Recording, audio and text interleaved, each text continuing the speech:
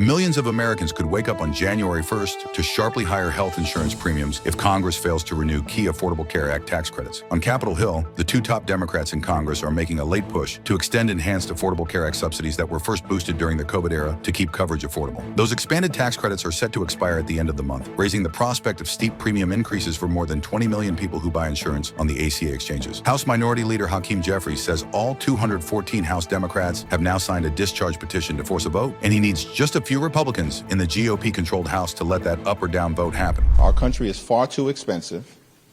Donald Trump and Republicans promised to lower costs on day one. Costs haven't gone down. Costs have gone up. And what's immediately in front of us right now is the need to extend the Affordable Care Act tax credits.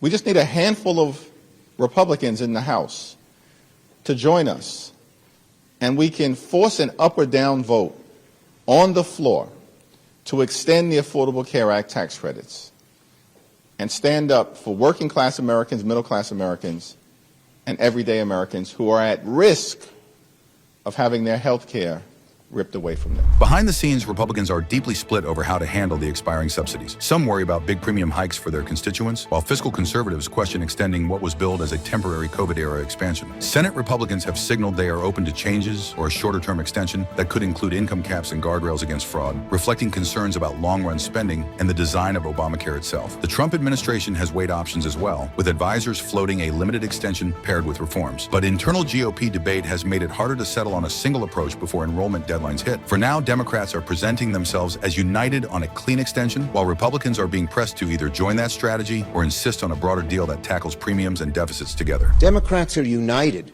on fighting to lower health care costs. Republicans are a mess. They can't come to an agreement on a bill. They can't come to an agreement on a solution. Many of them don't want any solution at all.